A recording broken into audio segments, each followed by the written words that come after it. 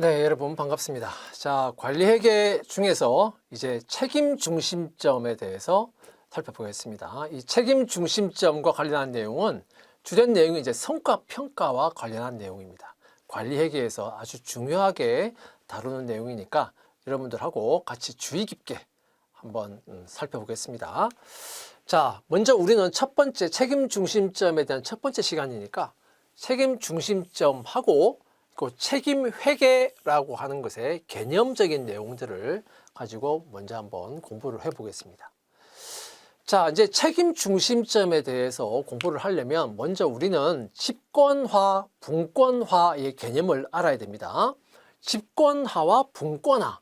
자, 기업에서 이제 의사결정을 하게 되면, 자, 이 의사결정은 뭔가를 결정하는 거죠. 뭔가를 결정하는 것이다. 경영과 관련한 결정을 하는 거. 결정을 한다. 의사결정을 한다는 것은 결국은 대안들 중에서 여러 가지 선택을 할 수 있는 대안들 중에서 그것을 어떤 것은 선택하고 또 어떤 것은 포기하는, 자, 그것을 우리가 보통 의사결정 이렇게 말합니다. 선택할 수 있는 대안들 중에서 어떤 것은 선택하고 어떤 것은 포기하는 거. 그게 이제 의사결정입니다. 자, 경영활동 과정에서는 다양한 의사결정을 수행을 하게 됩니다. 그런데, 자, 과연 누가 의사결정을 하냐? 기업활동에서 의사결정을 아무나 하는 거냐? 그게 아니죠. 의사결정을 한다는 것은 의사결정의 권한을 가진 자가 의사결정을 하는 겁니다. 권한을 가진 자가. 그 권한을 가지고 결정을 하는 거예요.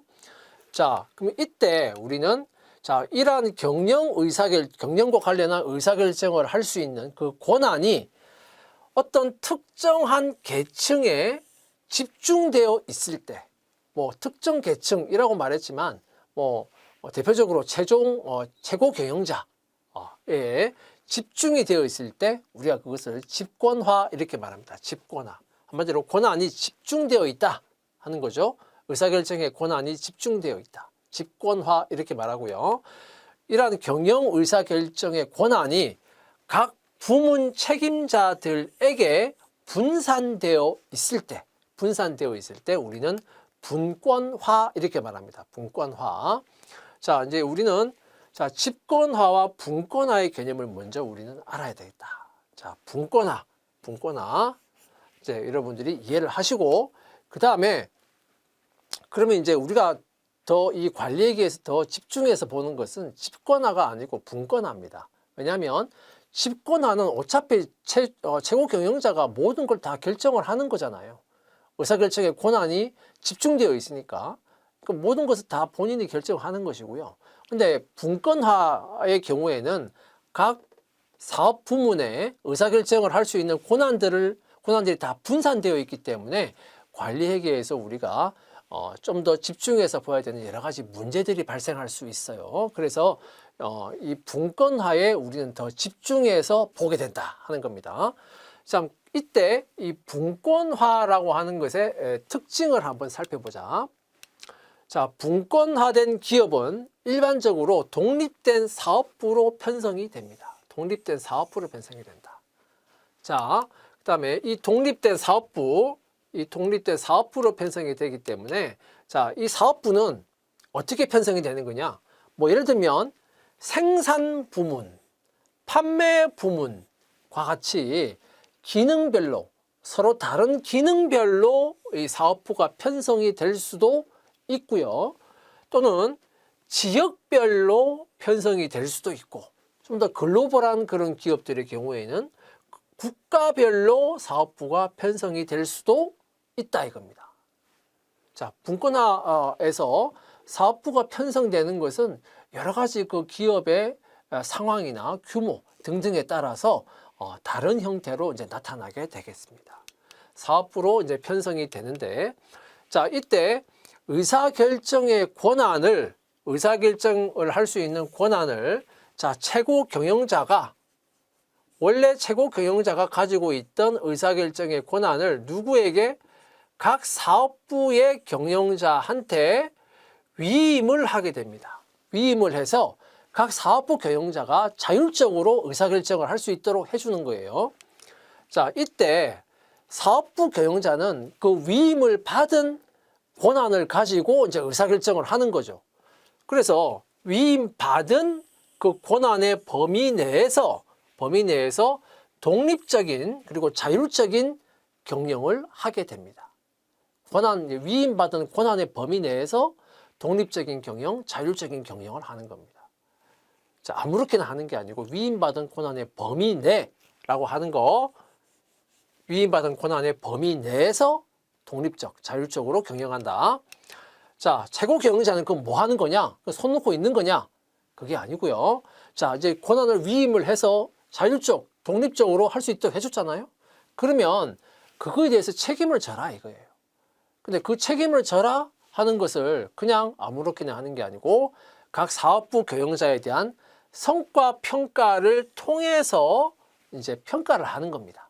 그래서 최고 경영자는 자율적, 독립적으로 할 수 있는 권한을 위임을 해주고 최고 경영자는 이제 뭐 한다? 성과를 이제 평가를 한다. 그 성과 평가를 하고 나서 그 평가 결과를 가지고 보상을 할 수도 있고 또는 추가적인 어떤 제재를 가할 수도 있는 거예요. 자, 그러면 이때 그래서 이 분권화라고 하는 것은 이러한 의미를 가지기 때문에 사업부를 운영하는 사업부제라고 하는 거하고 유사한 의미로 결국은 사용을 하게 되는 겁니다. 분권화와 사업부제, 자, 이런 관계를 가진다. 자, 분권화의 장단점을 한번 살펴봅시다. 장점은 뭐냐? 자, 분권화라고 하는 것은 이제 여러분들이 이해를 했으면 장점이 뭐다 하는 것을 생각할 수 있을 겁니다. 첫 번째로 현장의 요구에 신속한 대응을 할 수가 있다. 자, 당연하죠. 그렇죠? 이 사업부별로 독립적으로 의사결정을 할 수 있는 그런 권한들이 있기 때문에 현장의 요구가 있을 때 각 사업부에서 바로바로 결정을 할 수가 있는 거예요. 집권화되어 있으면 어떻습니까? 현장의 요구가 있는데 그게 최고 경영자한테 결제 이렇게 올라가는 겁니다. 그러면 현장의 요구에 신속한 대응이 안 되겠죠. 분권화는 현장의 요구에 신속한 대응을 할 수 있다. 그리고 각 조직 구성원들이 결국은 각 사업부별로 자율적으로 할 수 있는 그런 권한들이 주어져 있으니까 당연히 조직 구성원의 동기부여에 당연히 장점을 가지고 있다. 그 다음에 최고 경영자의 경우에는 예외에 의한 관리가 가능하다. 왜 그런가? 자, 이제 최고 경영자는 뭐 한다고 했습니까? 각 사업부의 권한을 위임을 하고 그리고 자율적, 독립적으로 할 수 있도록 하고 성과를 평가한다고 했죠. 그래서 성과 평가를 해보니 만약에 뭐 A, B, C, D 이런 사업부가 있는데 A, B, C 사업부는 다 성과가 좋아요. 평가를 해보니까 평가 결과가 좋아. 그러면은 평가 결과가 좋은 A, B, C 사업부에는 최고 경영자가 굳이 또 관리와 통제를 할 필요가 있다 없다? 없겠죠. 여기는 관리와 통제를 하지 않아도 스스로 잘하고 있는 겁니다. 성과가 잘 나오고 있다. 그런데 D가 성과가 안 좋은 거예요. 그러면 결국 최고 경영자 입장에서는 어디에 더 집중해서 봐야 된다? 성과가 잘 좋지 않은 D에 대해서 더 집중적인 다 관리와 통제를 하게 된다 이겁니다. 최고 경영자 입장에서 그렇다 이 말이에요. 그래서 예외에 의한 관리가 가능해진다 이 말입니다. 이 D가 바로 예외가 되겠죠. ABC는 잘하고 있다. D는 성과가 좋지 못하다. 즉 예외적인 경우다. 그래서 이 예외적인 경우에 대해서 더 집중적으로 관리하고 통제하게 된다. 따라서 최고 경영자의 예외에 의한 관리가 가능하도록 만든다. 분권화는. 자, 그 다음에 단점은 뭐가 있느냐? 자, 분권화의 단점은 각 사업부가 자율적, 독립적으로 하다 보니 좋긴 좋은데 어떤 문제가 있냐면 결국은 자신의 이익 극대화만을 결국 추구하는 경향이 생길 수 있다 이거예요. 사업부의 이익이 곧 회사의 이익이면 뭐 상관없어요. 그런데 하다 보면 사업부에는 이익인데 회사 전체로 보면 오히려 그게 더 손실인 경우도 있을 수 있습니다. 또는 회사 전체로 보면 이익인데 사업부는 그것을 하지 않으려고 할 수도 있어요. 자기의 이익 극대화하고 맞지 않으면. 자, 그래서 각 사업부가 자신의 이익 극대화만을 추구하게 되어서 그리고 회사 전체의 이익은 회피하는 그런 경향을 가질 수도 있다 이겁니다. 자, 이걸 우리가 뭐라고 부르냐면 준최적화 현상이다 이렇게 말해요. 준최적화 현상. 준최적화 현상. 최적은 뭡니까? 최적은 회사의 이익, 사업부의 이익이 곧 회사 전체의 이익하고 직결되어서 그게 서로 이해관계가 맞는 것이 그게 최적이에요. 그죠? 그런데 사업부의 이익하고 회사의 이익이 서로 배치가 된다? 그거는 최적이 아닌 겁니다. 그래서 이걸 우리가 준최적화 현상이다 이렇게 말하는 겁니다. 준최적화 현상이 발생할 수가 있다. 분권화에서는. 자, 그래서 이런 준최적화 현상이 발생하면 안 되겠죠. 그래서 이 분권화된 이런 기업에서 최고 경영자는 자, 적정한 성과 평가를 통해서 준최적화 현상을 방지할 수 있도록 해야 된다. 성과 평가를 통해서 준최적화 현상을 방지할 수 있도록 해야 된다. 자, 이 부분은 또 나중에 또 여러 번 나올 거예요. 그래서 사업부 경영자가 기업 전체의 이익에 부합하는 의사결정을 할 수 있도록 유도해야 된다. 뭘 통해서? 성과평가를 통해서. 한마디로 성과평가 제도를 잘 설계를 해서 사업부의 이익과 회사의 이익이 합치될 수 있도록 이렇게 성과평가 제도를 잘 설계해서 가지고 있어야 된다. 이 말입니다. 그래서 이 분권화의 장단점 그리고 이 단점을 해소하기 위한 방법, 자, 이렇게 여러분들이 알아주시면 되겠습니다. 자, 이제 책임 중심점하고 책임 회계로 한번 넘어가 보겠습니다.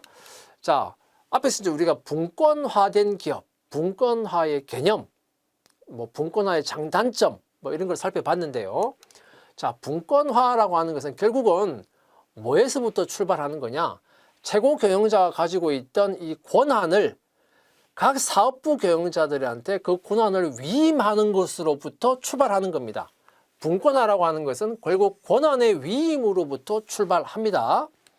자, 그러면 위임된 권한이 어디까지인가? 이제 그게 중요한 거예요. 권한의 범위.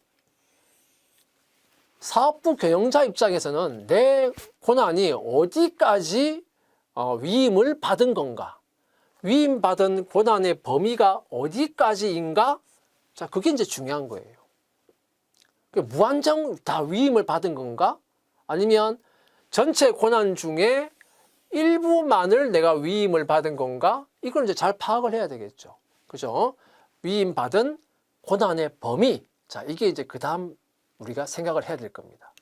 자, 그럼 위임받은 권한의 범위. 자, 위임받은 권한의 범위에 따라서 책임도 지게 되는 겁니다. 책임의 범위가 정해지는 거예요. 책임의 범위가. 자, 그러면 예를 들어서 전체 권한이 이만큼이다 생각해 보세요. 그런데 사업부 경영자가 위임받은 권한은 이만큼이에요.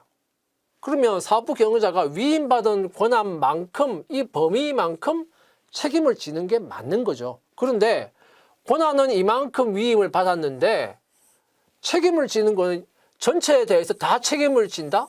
그러면 불공정하죠. 사업부 경영자 입장에서는 아니 내가 권한을 위임을 받지도 않은 건데 그걸 왜 내가 책임을 져야 되지? 자, 그렇게 생각이 되겠죠. 불공정하죠. 그렇죠? 그래서 이 권한의 위임 그리고 위임받은 권한의 범위, 자, 그거에 따라서 책임의 범위가 정해진다 이겁니다. 책임의 범위가 정해진다. 자, 그 책임의 범위에 따라서 성과 평가도 이루어져야 된다. 책임의 범위에 맞게 성과 평가가 돼야 되죠. 그래야 각 사업부 또는 사업부 경영자가 공정하게 성과 평가가 되고 있다는 것을 인식을 할 수 있게 될 겁니다. 자, 그럼 여기서 이제 우리가 살펴봅시다. 자, 먼저 첫 번째. 자, 먼저 위임받은 권한의 범위, 그리고 책임을 져야 되는 범위, 자, 그게 만약에 제조 원가에 대해서만 통제할 수 있고 관리할 수 있는 책임의 범위를 가지고 있다. 즉, 제조 원가에 대해서만 통제하고 관리할 수 있는 권한이 위임되었고 그거에 대해서만 책임을 진다. 그게 1번입니다. 1번입니다. 자, 두 번째는 자, 1번이 뭐였습니까? 즉, 제조 원가에 대해서 책임을 지는 거죠. 제조 원가에 대해서 권한이 있고 제조 원가에 대해서 책임을 지는 거죠. 그거에 플러스해서 추가로 뭐가 더 추가되냐면 매출과 판매 관리비의 통제와 관리까지 책임을 지는 경우, 그러면 2번은 1번보다 책임의 범위가 더 넓죠. 그죠? 권한을 더 많이 가지고 있죠. 자, 그 다음에 3번은 뭐냐?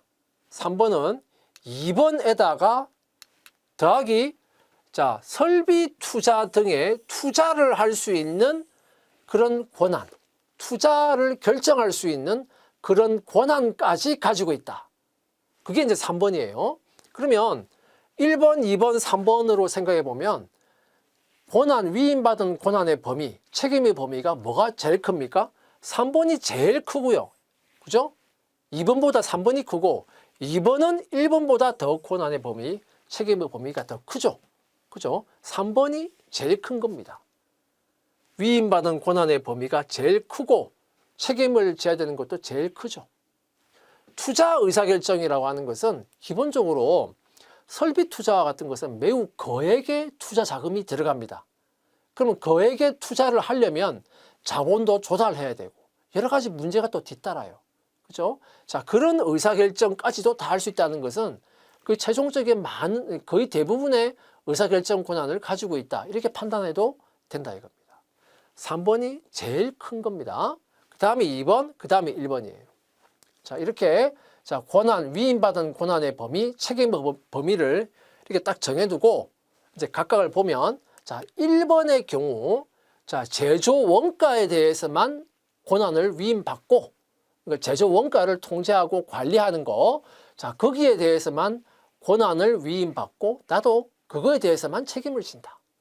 자, 그런 부문, 사업부가 있다면 그 사업부 또는 부문을 우리가 뭐라고 부르냐? 원가 중심점이다 이렇게 부릅니다. 원가 중심점. 자, 원가 중심점 이렇게 부릅니다. 그래서 코스트 센터 이렇게 부르는데 원가 중심점이라고 해요. 다음에 2번은 뭐라고 부를까요?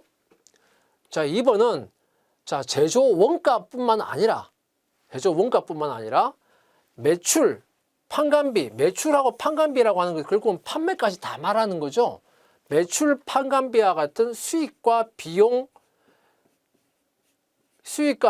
전반에 대해서 다 한마디로 책임을 지는 겁니다. 이야기는 수익과 비용 전반에 대해서 다 권한을 위임받고 거기에 대해서 책임을 진다. 그게 바로 뭐냐면 그걸 우리가 이익중심점 이렇게 말합니다. 이익중심점. 자, 그러한 사업부 또는 부문을 우리가 이익중심점 이렇게 말한다. 그럼 3번은 뭐다? 3번은 투자중심점 이렇게 말합니다. 투자중심점. 그래서 자, 각각에 대해서 권한을 위임받고 그거에 대해서 책임을 지는 그러한 부문 또는 그러한 사업부 그것을 일컫는 말이 바로 원가중심점, 이익중심점, 투자중심점이라고 하는 것이다. 자, 분권화된 기업에서 자, 제조, 원가, 이익, 투자 등에 대한 그런 통제 권한을 가진 개인 또는 조직 단위, 즉 부문, 사업부 이걸 우리가 뭐라고 부르냐면 책임중심점 이렇게 불러요. 책임중심점. 그래서 결국 우리는 자, 분권화된 기업에서 원가에 대해서 책임을 질 수 있고 이익에 대해서 책임을 질 수도 있고 투자 전체에 대해서 책임을 질 수 있고 그런 권한을 가진 개인 또는 조직 단위를 우리가 책임중심점이라고 부르는데 그런 부문 또는 사업부를 책임 중심점이라고 부르는데 거기에는 세 가지가 있다. 뭐가 있다? 원가 중심점, 이익 중심점, 투자 중심점 세 가지가 있다. 어떤 것이 권한이 제일 크다? 책임의 범위가 제일 크다? 투자 중심점. 제일 크다. 두 번째는 이익 중심점. 그 다음에 권한, 책임의 범위가 제일 작은 것은 원가 중심점. 자, 어쨌든 이 책임 중심점에는 세 가지가 있다. 이겁니다. 세 가지가 있다. 자, 그러면은, 이제 여러분들 중에 이제 이런 질문이 가끔씩 있어요. 아니, 여기 이익 중심점이 있는데, 가끔씩 이제 이 수익 중심점이라고 하는 게 나오는 경우 있습니다. 수익 중심점. 수익 중심점이라고 하는 것은 한마디로 이거는 매출, 그렇죠? 매출이라는 수익에 대해서만 권한이 위임이 되었고, 그리고 그거에 대해서만 책임을 지는 걸 우리가 그런 부문이 있으면 그걸 수익 중심점이라고 불러요. 그래서 수익 중심점도 있을 수 있습니다. 있는데, 근데 수익 중심점일 경우에는 어떤 문제가 생기냐면, 자, 수익 중심점은 매출이 극대화되는 게 가장 좋은 거죠. 수익 중심점의 성과에서는 매출이 극대화되는 게 가장 좋은 거예요. 자, 그러면 매출을 극대화시키기 위해서 오만 그런 어떤 대책들을 다 세울 겁니다. 온갖 대책들을 다 세우고 그걸 다 사용할 거예요. 자, 그러다 보면 매출은 증가하는데 그거에 따라서 어떤 원가라든지 판관비라든지 자, 이런 부분도 같이 증가를 해서 결과적으로 수익성은 오히려 더 안 좋아질 수가 있는 겁니다. 그러니까 이러한 사업부는 매출에 대해서만 성과를 평가받으니까 매출만 증가시키는 게 가장 좋은 거예요. 그러니까 비용이나 원가나 이런 거는 신경을 안 쓰는 거예요. 원가가 많이 발생하든 판관비가 많이 발생하든 신경을 안 써요. 자, 그러다 보면 매출은 증가하는데 원가나 판관비는 더 크게 증가하는 겁니다. 그렇게 되면 어떻게 돼요? 그 사업부의 수익성은 더 떨어지겠죠.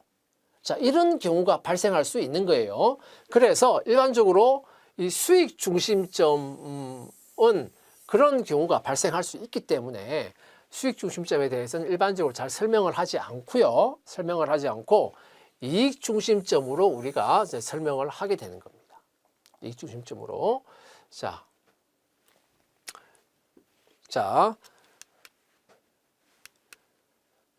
그러면 이제 다시 한번 우리가 볼게요. 1번은 뭐였습니까? 1번은 자, 이 책임의 범위, 권한의 범위에 따라서 성과 평가의 기준이 정해진다 그랬습니다. 그럼 이 성과 평가의 기준이 이제 뭐가 될 것이냐? 자, 성과 평가를 하는 기준이 뭐냐? 1번은 뭐였습니까? 원가 중심점이었잖아요. 그죠? 1번은 원가 중심점이었고, 이 원가 중심점은 무엇에 대해서 권한과 책임이 있다? 제조 원가를 절감하고, 관리하고, 통제하고. 자, 거기에 이제 권한이 있는 거예요. 책임이 있는 거예요. 그죠? 원가 중심점은. 자, 이익 중심점은 뭐에 대한 책임과 권한이 있다? 자, 여기에는 제조 원가, 판관비와 같은, 정확하게 말하면 이 제조 원가는 제조 원가 자체라기보다는 여기는 어떻게 보면 이 매출 원가에 해당하는 겁니다. 제조 원가 중에서 판매된 것은 매출 원가가 되는 거잖아요. 그죠? 그래서 이익 중심점에서는 자, 제조 원가, 이게 더 정확하게 말하면 매출 원가를 말하는 거예요. 그러니까 매출 원가 판관비도 절감을 시키고 그리고 매출 수익도 증대를 시키고 그래야 이익이 증가하죠. 그죠? 자, 그런 것에 권한과 책임이 있다. 아까 봤던 3번은 뭐였습니까? 3번은 자, 그래서 이익을 증대시키는 거에서 책임이 있죠. 그죠? 3번은 투자 중심점이었습니다. 여기에는 결국은 투자한 것에 대비해서 이익이 얼마만큼 증가했느냐, 이게 이제 핵심이에요. 투자를 왜 합니까? 결국은 미래의 우리 회사의 이익을 위해서 미래의 이익을 위해서 지금 내가 투자를 하는 거잖아요. 결국은 투자 대비해서 이익이 얼마만큼 많이 나고 있냐, 그게 중요한 거거든요. 그래서 3번은 핵심적으로 투자 대비해서 얼마의 이익이 증대됐냐, 그게 이제 중요한 거니까 그게 성과평가의 기준이 되는 겁니다. 따라서 1번, 2번, 3번에 보면 1번 원가 중심점에는 성과평가의 기준이 이제 뭐가 된다? 제조 원가를 얼마만큼 잘 관리하고 통제했냐? 이게 성과평가의 기준이 돼요. 그 다음에 2번 이익 중심점의 경우에는 매출은 증가시키고 판관비나 제조원가, 매출원가는 또 절감하고 해서 얼마만큼 이익을 증대시켰냐? 그게 뭐가 된다? 성과평가의 기준이 되는 겁니다. 3번은 결국은 투자를 할 수 있는 거니까 투자 대비해서 얼마만큼 이익이 증대되었냐? 이게 바로 성과평가의 기준이 되는 거예요. 자, 이제 이게 다 연결이 되는 겁니다. 권한의 범위, 책임의 범위, 그거에 따라서 성과평가의 기준까지 다 이렇게 다 연결이 되어 있는 개념이 된다. 자, 이렇게 이제 여러분들이 이해를 하시면 돼요. 자, 결국 이것은 투자의 효과를 말하는 거죠. 투자의 효과가 얼마나 있냐, 이걸 말하는 것이다. 자, 그 다음에 이제 책임 중심점. 책임 중심점이라고 하는 것은 세 가지가 있었다. 자, 원가, 이익, 투자 중심점, 이렇게 세 가지가 있었는데, 자, 이제 책임 회계란 무엇인가? 책임 회계라고 하는 것은, 자, 이 각 책임 중심점, 그리고 그 책임 중심점에 세 가지가 있었죠? 각 책임 중심점 및 책임 중심점 경영자에 대해서 결국은 성과 평가를 해야 되잖아요. 그죠? 분권화된 기업이니까. 성과 평가하려면 뭐가 필요합니까? 뭔가 평가할 수 있는 뭔가 성과가 실적이 집계가 되어야 되겠죠. 각 사업부, 각 책임 중심점, 사업부를 말합니다. 사업부 또는 부문별로 또는 그 책임 중심점을 경영하는 책임 중심점 경영자별로 실적이 집계가 되어야 그걸 가지고 평가를 할 수가 있어요. 그죠? 실적을 집계하는 거. 그리고 각 책임 중심점별 성과 평가를 위해서 각 책임 중심점별로 수익도 집계해야 되죠. 원가도 집계해야 되죠. 판관비와 같은 그런 비용도 집계를 해야 되죠. 그죠? 자, 그래서 분석을 해야 됩니다. 그러려면 각 책임 중심점별로 수익은 얼마, 원가는 얼마, 이익은 얼마, 그래서 얼마의 뭐 실적이 나왔는지 이런 것들이 각 책임 중심점별로 다 집계가 될 수 있어야 됩니다. 그죠? 그래야 성과평가가 가능해져요. 자, 그래서 이렇게 실적이 책임 중심점별로 실적이 집계되고 수익과 원가가 다 집계될 수 있도록 하는 그러한 회계 제도, 회사 내의 회계 제도, 회사 내의 회계 시스템, 그것을 우리가 책임 회계라고 부릅니다. 책임 회계 이렇게 부릅니다. 자, 이제 책임 중심점별로 이제 성과 평가를 이제 해야 된다라고 말했습니다. 그리고 그 성과 평가의 기준이 뭐다? 자, 이렇게 제가 말을 했고, 그걸 위해서 회사 내에 책임 회계라고 하는 것이 필요하다. 자, 그럼 책임 중심점별로 성과 평가를 하는데 구체적으로 어떻게 한다는 거지? 자, 성과 평가를 할 때는 먼저 뭐하고 뭐를 비교를 해야 성과 평가를 할 수가 있어요. 비교를 해야 된다. 뭐하고 뭐를 비교하냐? 먼저 계획이라고 하는 것은 결국은 여기서 이제 예산이라고 되어 있죠. 여기서 말하는 예산이라고 하는 것은 이제 나중에 나올 텐데요.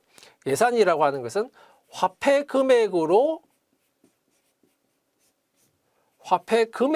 즉 한마디로 돈으로 화폐 금액으로 표시한 계획이에요. 표시한 계획. 그러니까 계획은 계획인데 돈으로 표시된 계획입니다. 그게 예산이에요. 그래서 여기 보면 이제 계획 또는 예산 이렇게 이제 말하고 있는데, 자, 이 계획 예산이 만약에 100이라고 합시다.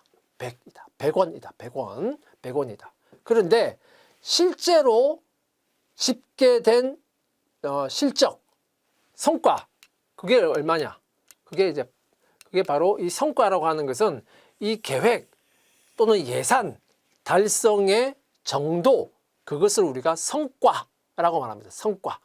계획을 얼마나 달성했느냐 하는 그 성과, 정도를 성과라고 하는데, 성과가 만약에 80이다. 이렇게 나왔어요. 그러면 계획 예산 대비해서 성과가 80밖에 안 되잖아요. 그죠? 근데 만약에 이게 만약에 어떤 뭐 수익이나 이익이라면 100원의 수익 또는 이익이 원래 계획 예산이었는데 80원의 수익 또는 이익밖에 나지 않았어요. 그럼 이 경우에는 우리가 불리한 차이다 이렇게 말을 하는 거고요. 불리한 차이다 이렇게 말하는 거고. 만약에 이게 수익이나 이익이 아니고 이게 만약에 원가 또는 비용, 원가나 또는 비용과 관련되어 있다. 그 원래의 수익, 원래의 원가 또는 비용, 예산, 계획이 100원이었어요. 그런데 실제의 성과, 즉 실제로 발생한 원가나 비용이 80원이다. 그러면 원래 계획보다도 원가나 비용이 더 절감된 거 아닙니까? 그럼 이 경우에는 불리한 차이가 아니고 유리한 차이가 되겠죠. 그죠? 계획보다 더 비용을 더 절감한 거니까요.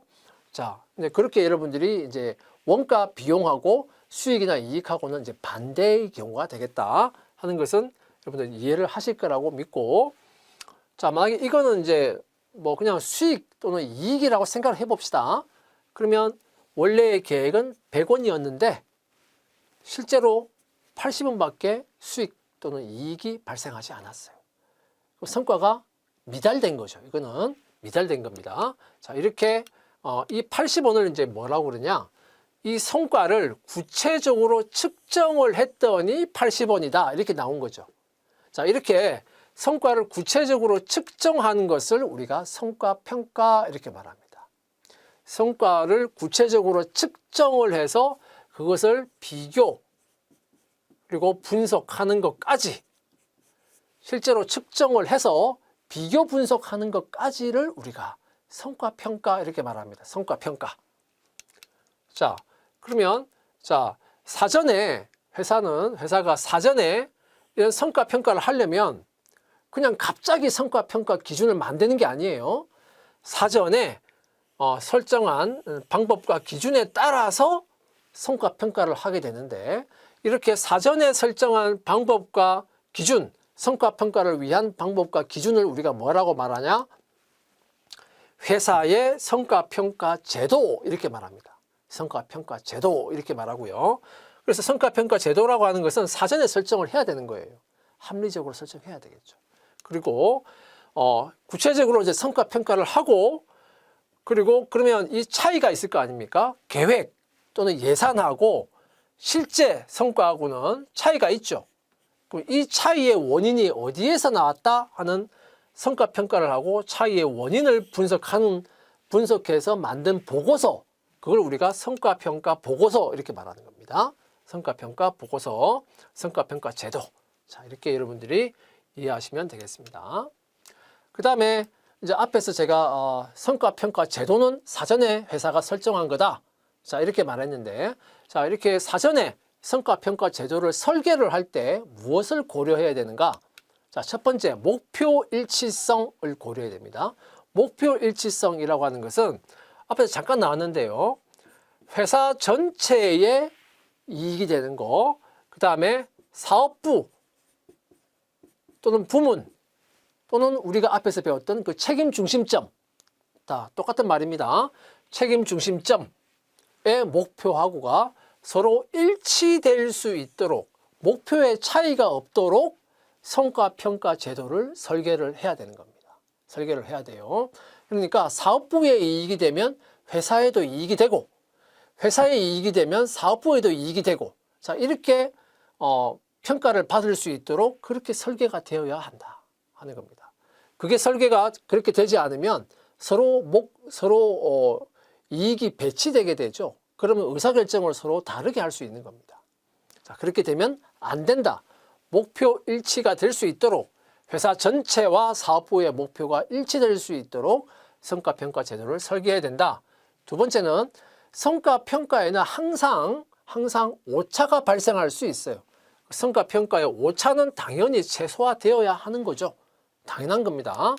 그다음에 세 번째는 적시성과 경제성. 적시성이라고 하는 것은 성과평가가 되면 그 성과평가가 이제 최고 경영자한테 보고가 돼야 되죠. 그 성과평가의 보고가 적시에 이루어져야 그걸 가지고 또 적시에 그 성과에 대한 보상도 이루어질 수 있고 또는 제재도 이루어질 수 있죠.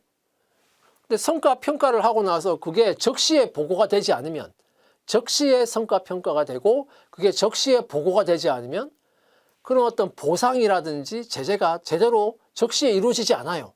그러면 회사 전체에 그것 때문에 오히려 혼란을 줄 수 있고 혼선을 줄 수 있고 회사에 손해를 끼칠 수도 있는 겁니다. 그래서 성과평가 제도라고 하는 것은 적시성을 가지고 있어야 된다. 그 다음에 경제성. 경제성이라고 하는 것은 뭡니까? 항상 경제성이라고 하는 것은 효익하고 비용을 비교해서 효익이 비용보다 큰 것을 우리가 경제성이 있다 이렇게 말하는 거거든요. 자, 성과평가 제도를 설계할 때 그걸 너무 꼼꼼하게 설계를 하다 보면 그 성과평가 하는데 너무 많은 자원이 들어가요. 성과평가 하는데 비용이 너무 커지는 겁니다. 성과평가 하는 그 자체 비용이 너무 커지면 그 성과평가로 인해서 회사가 얻을 수 있는 효익보다 성과평가에 들어가는 비용이 너무 크면 돼요, 안 돼요? 안 된다 이겁니다. 안 된다 이거예요. 그래서 성과평가를 꼼꼼하게 하고 아주 잘하는 건 좋긴 한데 회사 전체의 효익하고 비교해서 그 회사 전체의 효익이 성과평가에 들어가는 비용보다는 더 커야 된다. 여기에 맞추어서 제도를 설계하라 이겁니다. 제도가 아무리 좋아도 그 경제성이 떨어지면 그 제도를 시행을 못하는 거예요. 그죠? 그 다음에 책임 중심점에 미치는 영향, 이것도 당연히 고려를 해야 됩니다. 왜 그러냐? 아까 제가 앞에서 잠깐 설명했는데 아까 수익 중심점이라고 하는 걸 제가 설명을 했죠. 만약에 성과평가를 할 때 매출의 극대화 또는 매출의 극대화만을 가지고 매출 수익이 큰 것만을 가지고 성과평가를 한다 생각해 보세요. 그럼 어떻게 하겠습니까? 매출을 극대화시키기 위해서 갖은 온갖 방법들을 다 쓸 겁니다. 자, 거기에 들어가는 비용, 원가 이런 거 생각 안 할 거예요. 그러면 이 매출 극대화로 성과평가를 한다. 그러면은 오히려 이것 때문에 원가나 비용이 오히려 더 상승이 되어서 회사 전체에는 오히려 더 손실을 보게 하는, 회사 전체에 오히려 손실을 보게 할 수도 있다 이거예요. 또 그리고 회사 전체뿐만 아니고 그 책임 중심점의 수익성은 더 떨어질 수도 있는 거예요. 자, 그래서 이 매출을 극대화하는 성과평가 제도 때문에 오히려 그 책임 중심점의 수익성은 더 떨어질 수 있는 거예요. 그러니까 그 책임 중심점에 미치는 영향이라고 하는 것을 고려해서 성과평가 제도를 설계를 해야 되는 겁니다. 그래서 성과평가 제도를 설계할 때 고려사항 이 4가지는 고려해서 성과평가 제도를 합리적으로 설계하여야 한다 이겁니다. 자, 이제 먼저 우리가 책임 중심점에 그리고 책임 회계의 개념적인 내용들에 대해서 먼저 살펴봤습니다. 자, 여러분들 수고하셨습니다.